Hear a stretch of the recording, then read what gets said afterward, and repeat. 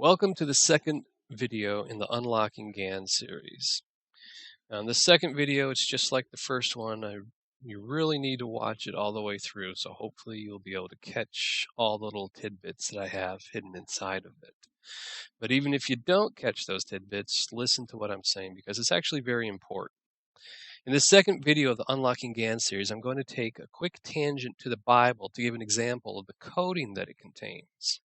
You and I will be looking in the Bible in the Old Testament in this video. We will need to go to the book of Ezekiel and look in the 4th chapter.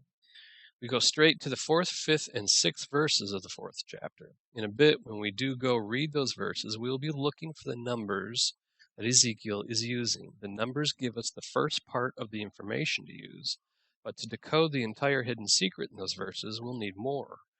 To be able to move forward, we'll also need a place or placement. Ezekiel gives us that by writing of a certain tribe of Israel.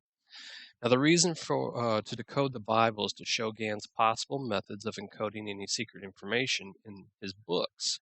Reading verses 4, 5, and 6 of the 4th chapter, we read of Ezekiel using a conversion of days to years. Even though that plays into the total framework encoded into the book of Ezekiel, we won't be looking at that part in this video. In the age of computers, the hidden secrets can be found quickly by looking at the differences of numbers or the series they create. Sometimes the very first thing you see is all there is, but there are other times where it's only the beginning. Now, moving on here. Now, here are the three verses we need to look at. Ezekiel chapter 4. We're going to use the King James Version, because that's what Gann used usually. And verse 4, Lie thou upon thy left side, and lay the iniquity of the house of Israel upon it. According to the number of the days thou shalt lie upon it, thou shalt bear their iniquity. Verse 5, For I have laid upon thee the years of their iniquity, according to the number of the days. 390 days thou shalt bear the iniquity of the house of Israel. Verse 6, And when thou hast accomplished them, lie again on thy right side, and thou shalt bear the iniquity of the house of Judah 40 days. I have appointed thee each day for a year. So the basic information we get from reading these three verses is Ezekiel was on his left side for 390 days. He was on his right side for 40 days.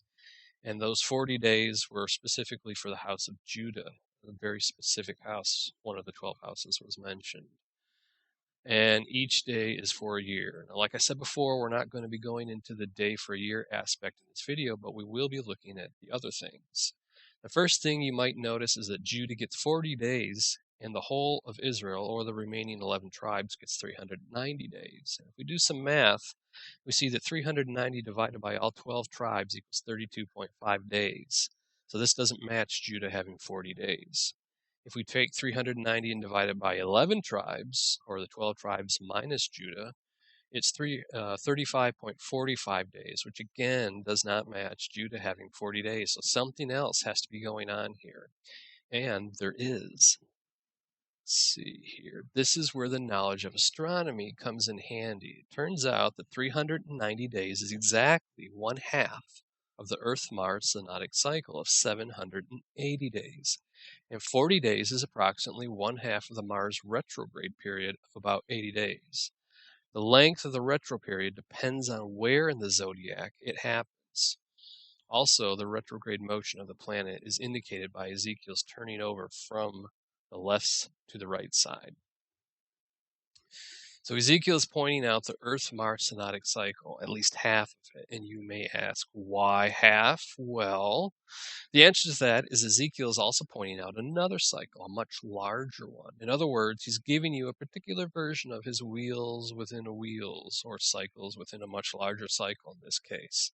You see, the Sun-Mars synodic cycle, which is also the Earth-Mars synodic cycle, is always 780 days in total. Because Mars' orbit is elliptical, though, the speed of the planet changes at different parts in the orbit.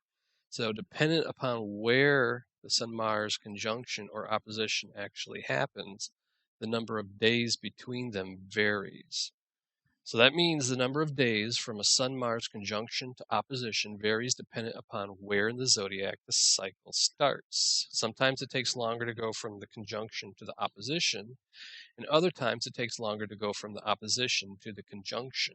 But the total is always 780 days.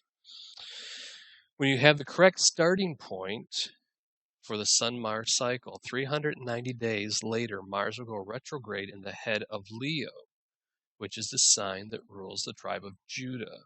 Then 40 days later, Mars and the Sun are exactly in opposition to each other.